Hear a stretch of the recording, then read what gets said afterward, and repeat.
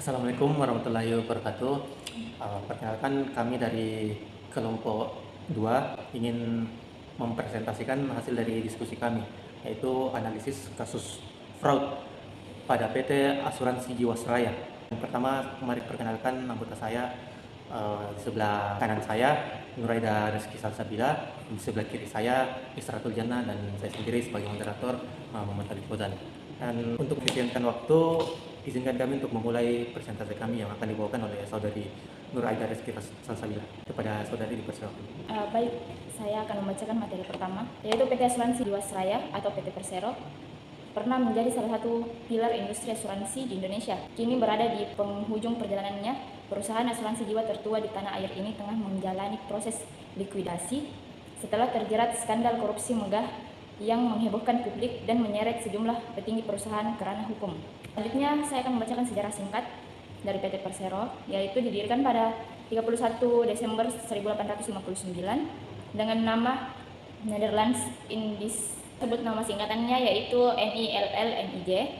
Dianalisasi antara 1960 sampai 1966, mengubah nama menjadi Perusahaan Negara Asuransi Jiwa Sejahtera, lalu menjadi Jiwasraya. Terdaftar sebagai Persero pada 21 Agustus 1984 dan mengubah nama resmi menjadi PT Asuransi Jiwasraya atau Persero sejak 14 Juli 2003. Jiwasraya memiliki sejarah panjang dalam melayani kebutuhan asuransi masyarakat Indonesia. Sebagai badan usaha milik negara atau BUMN, Jiwasraya sempat menjadi pilihan utama bagi banyak individu dan keluarga untuk perlindungan jiwa dan perencanaan keuangan masa depan. Selama lebih dari 1,5 abad, perusahaan ini telah melalui berbagai transformasi nama dan restrukturisasi, mencerminkan perannya dalam sejarah perekonomian bangsa.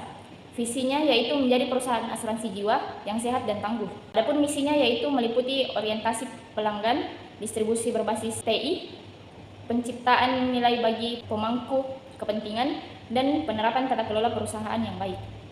Selanjutnya yaitu jumlah karyawan dan jumlah cabang. Adapun jumlah karyawan pada akhir 2016, data Kompas mencatat Jiwasraya memiliki 1.135 karyawan, sedangkan jumlah cabangnya memiliki jangkauan luas.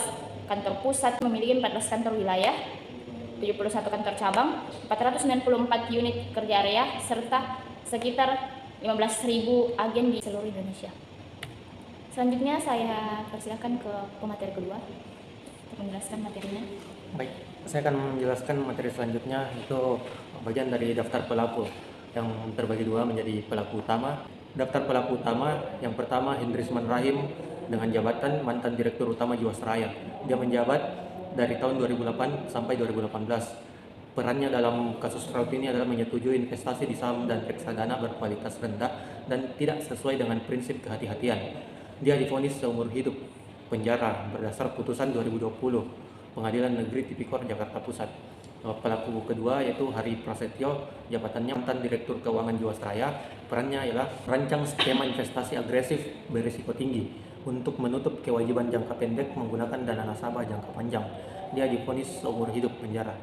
Dan ketiga, Syah Mirwan, jabatannya mantan Kepala Divisi Investasi Jiwasraya dengan peran menyusun strategi alokasi investasi ke manajer investasi atau titipan tanpa due diligence yang layak.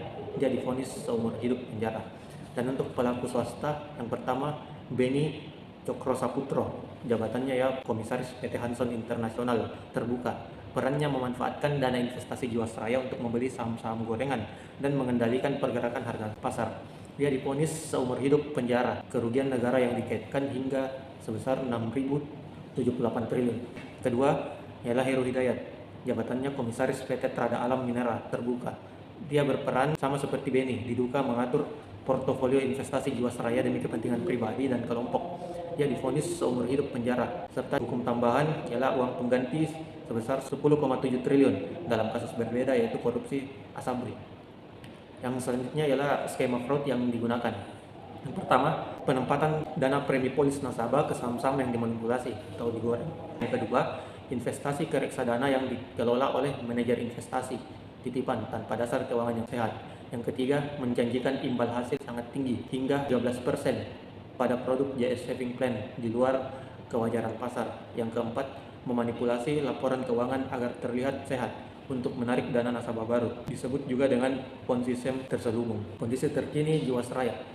Kisah PT Asuransi Jiwasraya Persero telah lama menjadi sorotan publik, bukan hanya sebagai kasus gagal bayar asuransi yang terbesar dalam sejarah Indonesia, melainkan juga sebagai cerminan kompleksitas masalah keuangan dan tata kelola di institusi negara. Kini tirai krisis Jiwasraya perlahan mulai ditutup, membawa babak baru yang penuh tantangan sekaligus harapan akan penyelesaian yang adil. Dan selanjutnya akan dibawakan oleh Saudari Salatijan. Baik, terima kasih. Kondisi terkini Jiwasraya pada tanggal 16 Januari 2025, Otoritas Jasa Keuangan atau OJK secara resmi mencabut izin usaha Jiwasraya di bidang asuransi jiwa. Keputusan ini yang telah dinanti banyak pihak menandai dimulainya fase pembubaran dan likuidasi perusahaan. Seiring dengan proses likuidasi program restrukturisasi, polis menjadi tulang punggung dalam upaya penyelamatan sebagai besar pemegang polis.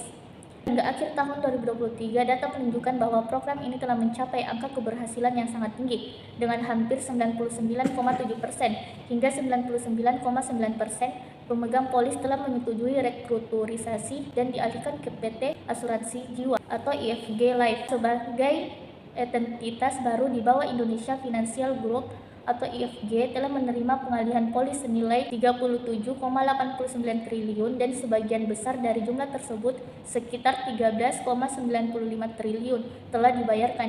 Dan yang terakhir, namun tidak semua pemegang polis menyetujui restrukturisasi. Bagi mereka yang menolak dan dana pensiun pemberi kerja atau DPPK, prioritas pembayaran klaim akan bergantung pada aset yang dimiliki Jiwasraya. Kabar baiknya dilaporkan bahwa pembayaran kepada nasabah yang menolak restrukturisasi telah mulai dilakukan dengan total sekitar 180 miliar telah tersalurkan kepada 374 pemegang polis. Ini menunjukkan komitmen untuk menyelesaikan kewajiban kepada semua pihak meskipun dengan skema yang berbeda. Proses likuidasi Jiwasraya, pengalihan polis ke IFG Life, dan kelanjutan kasus korupsi menandai babak akhir yang panjang dan kompleks. Meskipun sebagian besar nasabah telah mendapatkan kepastian melalui restrukturisasi, tantangan terbesar kini terletak pada penyelesaian klaim bagi pemegang polis yang menolak restrukturisasi serta optimalisasi pemulihan aset dari kasus korupsi. Keberhasilan dalam membereskan sisa-sisa Jiwasraya akan menjadi pelajaran berharga bagi tata kelola BUMN dan industri asuransi di masa depan, menegaskan pentingnya integritas, transparansi, dan akuntabilitas demi menjaga kepercayaan publik. Sekian dari apa yang kami telah diskusikan, kurang dan lebihnya mohon dimaafkan. Wabillahi taufiq wal hidayah. Wassalamualaikum warahmatullahi wabarakatuh. Terima kasih telah menonton.